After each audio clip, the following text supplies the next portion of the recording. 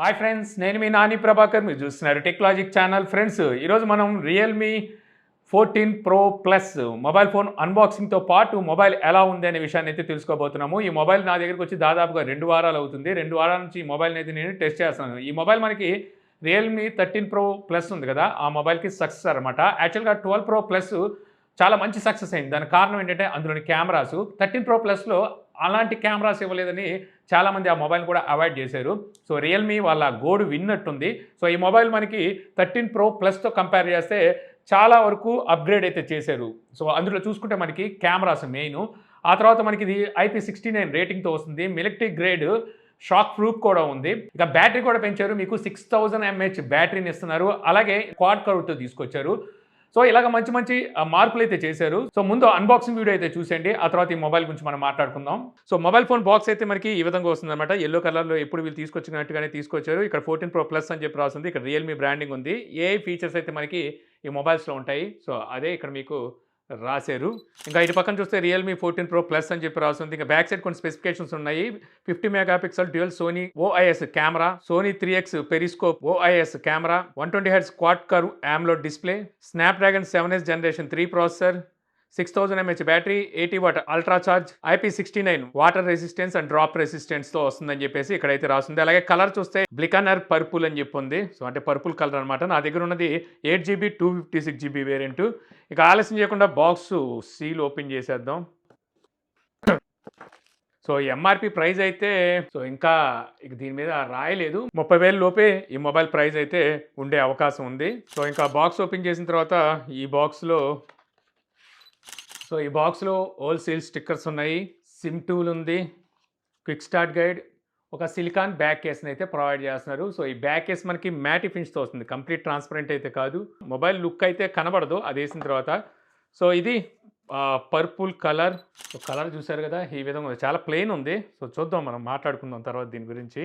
So ఇంకా ఒక 80 what travel adapter, type A to type C కేబుల్ని అయితే ఒకటి ఇస్తున్నారనమాట. ఇవి మనకి అవుట్ ఆఫ్ బాక్స్ వచ్చినవి. ఇక మొబైల్ ఆన్ చేద్దాం. సో ఆన్ చేసి నేను సెటప్ అంతా కంప్లీట్ చేశాక సో మొబైల్ ఎలా ఉంది సో అన్నీ మీకైతే చెప్తాను. ఇక మొబైల్ ఫోన్ ఫిజికల్ ఓవర్వ్యూ గురించి మాట్లాడుకుంటే బ్యాక్ సైడ్ ఇదంతా మనకి కలర్ చాలా డిఫరెంట్గా కనిపిస్తుంది అనమాట. పికానర్ పర్పుల్ అని చెప్పి పిలుస్తున్నారు. బాగుంది, కొంచెం బ్లూయిష్ గాను కొంచెం డిఫరెంట్గా ఉంది. ఇది కాకుండా మీకు ఇంకో 2 కలర్స్ కూడా ఉన్నాయి, grey and pearl white. So మొత్తానికి చూడడానికి అయితే మాత్రం మనకి ప్రీమియం లుక్ అయితే ఉంటుంది. గతంలో వీళ్ళు తీసుకొచ్చిన కెమెరా డిజైన్ ఉండేది కదా, మనకి watch kind of camera design తీసుకొచ్చేవాళ్ళు. సో దాన్ని కూడా వీళ్ళు మార్చారు. సో మనకి సెంటర్ ఈ కెమెరా సెటప్ చూడడానికి ఫిజెట్ స్పిన్నర్ ఉంటుంది. సో ఆ టైప్ కెమెరా సెటప్ మనకి ట్రిపుల్ కెమెరా సెటప్, అలాగే ట్రిపుల్ ఫ్లాష్ లైట్ అయితే ఉంది. అందులో ఒక లైట్ని వీళ్ళు మ్యాజిక్ ఫ్లాష్ అనేది పిలుస్తున్నారు. సో అదేంటనేది ముందు అయితే మాట్లాడుకుందాం. ఇంకా బ్యాక్ సైడ్ ఇదంతా మీకు మ్యాటి ఫినిష్తో వస్తుంది కాబట్టి ఫింగర్స్ని అయితే అట్రాక్ట్ చేయదు. అలాగే ఇది వీళ్ళు చెప్పడం గ్లాస్ అంటున్నారు, బట్ నేను అనుకోవడం ఇది ప్లాస్టిక్ అనుకుంటున్నాను. సో కాకపోతే మనకి గ్లాస్ ఫీలే కలుగుతుంది. చుట్టూ ఫ్రేమ్ మీకు కర్వ్డ్ ఫ్రేమ్తో వస్తుంది. ప్లాస్టిక్ ఫ్రేమే, షైనీగా ఉంటుంది. సో రైట్ సైడ్ మనకి పవర్ బటన్, వాల్యూమ్ రాకర్స్ ఉన్నాయి. ఇక టాప్లో మనకి సెకండరీ నాయిస్ క్యాన్సిలేషన్ మైక్రోఫోన్, అలాగే secondary speaker. Left side complete plain ఉంది. ఇక bottom side main speaker grill, type C port, main mic.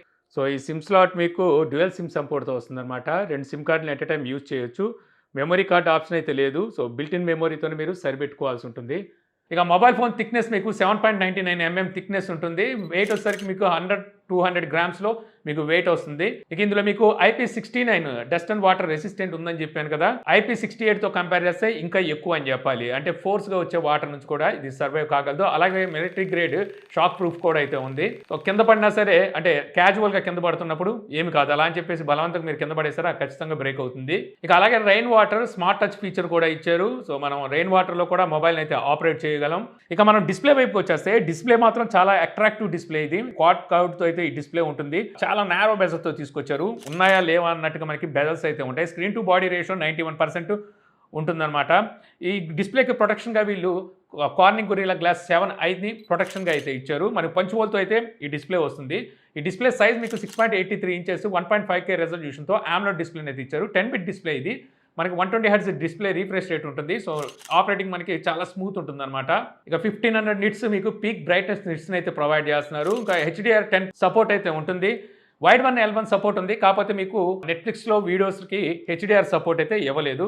Full హెచ్‌డీలో అయితే వాచ్ చేయొచ్చు. ఇంకా ఓవరాల్ మీకు డిస్‌ప్లే క్వాలిటీ చాలా బాగుంటుంది. మీరు ఎలా చూసినప్పటికీ మీరు మల్టీమీడియా లవర్స్ అనుకోండి చక్కగా ఎంజాయ్ చేస్తారు. మెయిన్‌లీ చూసుకుంటే మనకి నారో బెజల్స్‌తో వస్తాయి కాబట్టి సో మనకి ఎక్కడ డిస్టర్బెన్స్ అయితే ఉండదనమాట. అందులో డిస్‌ప్లే సైజ్ కూడా మీకు పెద్దది ఉంటుంది. 6.83 ఇంచెస్ అంటే దాదాపుగా మీకు 6.9 ఇంచెస్ మనకి డిస్‌ప్లే సైజ్ ఉంటుంది. అలా అని చెప్పేసి మొబైల్ ఏం కంఫర్ట్ లేదంటం లేదు. మొబైల్ కూడా మీకు చాలా కంఫర్ట్ అయితే ఉంటుంది పట్టుకోవడానికి.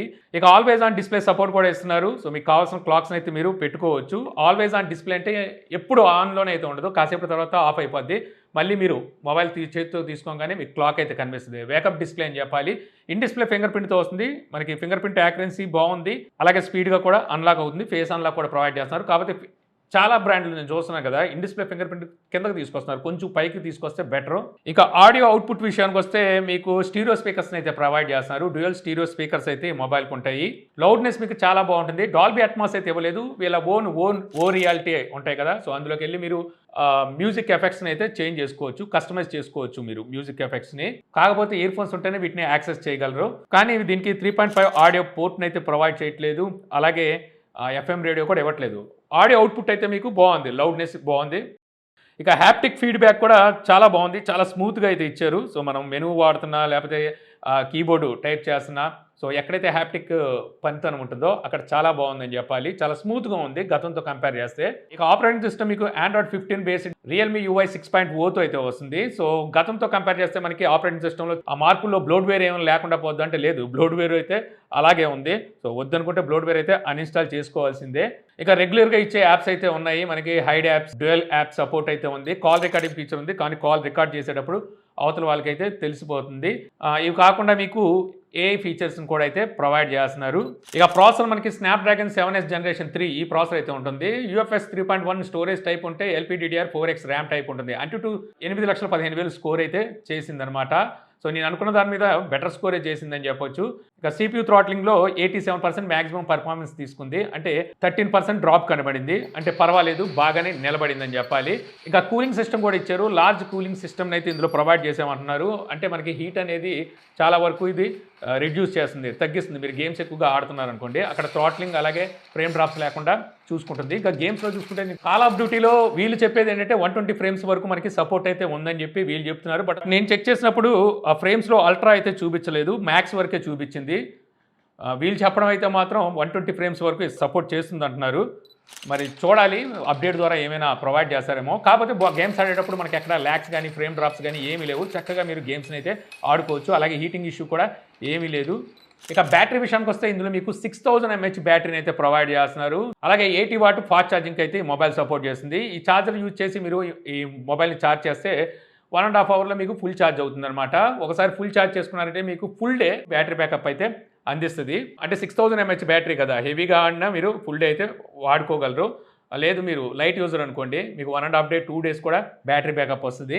ఇంకా కెమెరాస్ విషయానికి వస్తే రేట్ సైడ్ మనకి త్రిబుల్ కెమెరా సెటప్ ఉంది కదా, సో అలాగే త్రిబుల్ ఫ్లాష్ లైట్ అయితే ఉంది. ఇందులో ఒక ఫ్లాష్ లైట్ మ్యాజిక్ గ్లో అని చెప్పి పిలుస్తున్నారు దీన్ని. లైట్కి తగ్గట్టుగా టోన్ని చేంజ్ చేసి కలర్ టోన్ని చేంజ్ చేసి మంచి న్యాచురల్ ఫోటో అయితే తీస్తుందని వీళ్ళు చెప్పేది. యాక్చువల్గా మనం ఇలాంటి ఫీచరు వివోలో చూస్తూ ఉంటాము. సో అందుట్లో రింగ్ లైట్ ఇస్తుంటారు కదా, దాన్ని వీళ్ళు ఔరా లైట్ అని పిలుస్తారు. దీన్ని వీళ్ళు మ్యాజిక్ గ్లో అని చెప్పేసి తీసుకొచ్చారు. కాకపోతే రింగ్ లైట్ లా కాకుండా మామూలు ఫ్లాష్ లైట్ లాగా అయితే తీసుకొచ్చారు.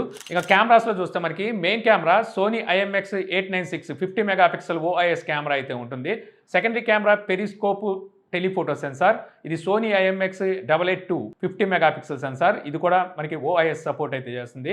Third camera ultra wide angle camera, ఇది మనకి 8 మెగాపిక్సెల్ అపాచర్ 2.2తో వస్తుంది. ఫ్రంట్ కెమెరా 32 మెగాపిక్సెల్ అపాచర్ 2.0తో వస్తుంది. ఇది కూడా వీళ్ళు సోనీ సెన్సార్నే వాడారు. బ్యాక్ కెమెరా యూజ్ చేసి 4K 30 ఫ్రేమ్స్లో వీడియోస్ రికార్డ్ చేయొచ్చు.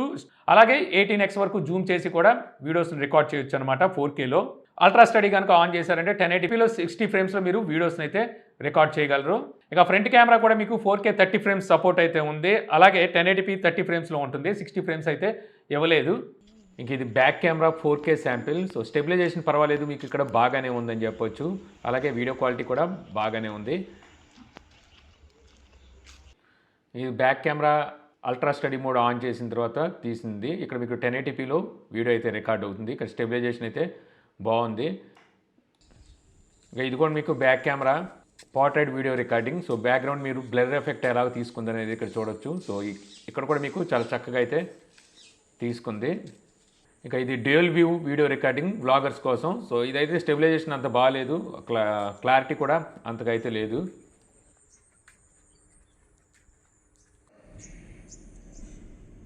ఇక ఆటో ఫోకస్లో మీకు చాలా స్పీడ్గా అంటే చక్కగా అయితే ఆటో ఫోకస్ తీసుకుంటుంది. ఇక మనం వీడియో రికార్డింగ్లో 18x వరకు జూమ్ చేసి వీడియోస్ని అయితే రికార్డ్ చేయొచ్చు. కాకపోతే మనం మెయిన్ కెమెరా 6x వరకు జూమ్ అయిన తర్వాత ఇక అక్కడ నుంచి ముందుకైతే వెళ్ళట్లేదు. మీరు 6x నుంచి జూమ్ పెట్టుకొని వీడియో రికార్డ్ చేసినప్పుడు పెరిస్కోప్ సెన్సార్ అక్కడ నుంచి అయితే యూజ్ అవుతుంది. అప్పుడు మీరు 18x వరకు జూమ్ అయితే చేయగలుగుతున్నారు. డైరెక్ట్గా మీరు 18xకి వెళ్ళడానికి అయితే లేదు. మీరు 1x నుంచి 6x వరకు వెళ్ళగలరు. మళ్ళీ 6x నుంచి వీడియో స్టార్ట్ చేసి 18x వరకు వెళ్ళగలరు. అంటే సెన్సార్ షిఫ్టింగ్ అయితే వీళ్ళు ఇవ్వలేదు.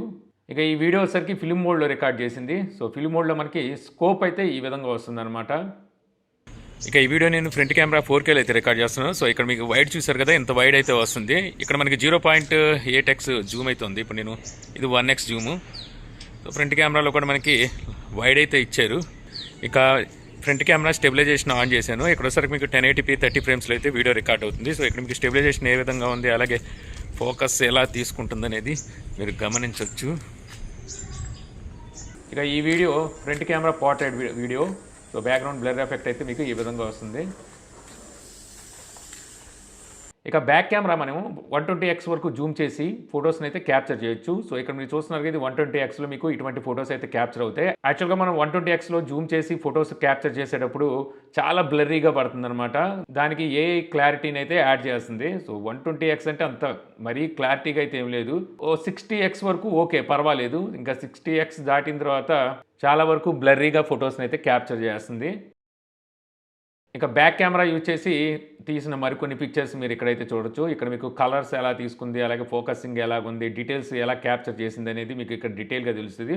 ఓవరాల్ మీకు ఫోటో పంతనం అయితే బాగుందని చెప్పాలి. అలాగే పోర్ట్రైట్ పంతనం కూడా బాగుంది. కెమెరాస్ మీద ఎక్కువగానే ఫోకస్ చేశారు ఈసారి. సో మంచి కెమెరా సెటప్తోనే మొబైల్స్ని అయితే తీసుకొచ్చారు. సో కెమెరా కోసం కూడా మీరు ఈ మొబైల్ని అయితే తీసుకోవచ్చు ఒకవేళ నేను చెప్పే బడ్జెట్లో కనుక ఈ మొబైల్ వస్తే. ఇక కనెక్టివిటీ విషయానికి వస్తే ఈ మొబైల్ మనకి 5G డ్యూయల్ మోడ్ అయితే సపోర్ట్ చేస్తుంది. డ్యూయల్ బ్యాండ్ వైఫై 6 ఉంది, వైఫై కాలింగ్ ఉంటుంది, బ్లూటూత్ 5.2తో వస్తుంది, GPS సపోర్ట్ ఉంది, అలాగే OTG సపోర్ట్ అయితే చేస్తుంది. IR blaster, NFC, FM radio ఇవైతే మీకు ఈ మొబైల్లో ఉండవు. ఇక సెన్సార్స్ చూస్తే టోటల్ సెన్సార్స్ 39 సెన్సార్స్ అయితే ఉన్నాయి. కావాల్సిన మెయిన్ సెన్సార్స్ అన్నీ ఉన్నాయి. సో వెయిట్ని స్కిప్ చేయలేదు.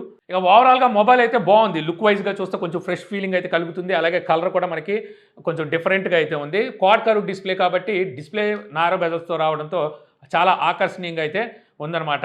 ఇక ఈ మొబైల్ మనం తీసుకోవచ్చా లేదా అంటే నేను అనుకోవడం వీళ్ళు చాలా ఫీచర్స్ అయితే ఇందులో తెచ్చారు. అంటే IP69 మిలిటరీ గ్రేడ్ ఇలాంటివన్నీ పెట్టారు కాబట్టి అబౌవ్ 30కి వెళ్ళిపోతారనమాట వీళ్ళు.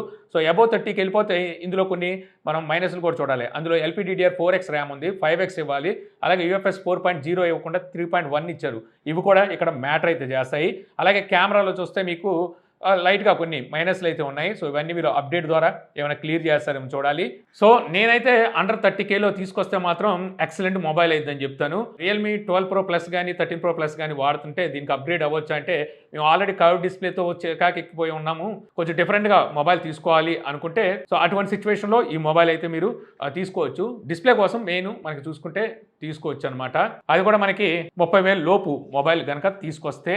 సో ఈ వీడియో ద్వారా మీరు రియల్మీ 14 Pro Plus అన్బాక్సింగ్తో పాటు మొబైల్ ఎలా ఉంది అనే విషయాన్ని తెలుసుకున్నారని చెప్పి ఆశిస్తున్నాను. ఈ వీడియో కనుక మీకు నచ్చితే లైక్ చేయగలరు. యూట్యూబ్లో మా ఛానల్ని ఇంకా సబ్స్క్రైబ్ చేసుకోకపోతే మరిన్ని వీడియోస్ కోసం మా ఛానల్ని సబ్స్క్రైబ్ చేసుకోవడం మర్చిపోమాకండి. So thank you for watching. Jai Hind.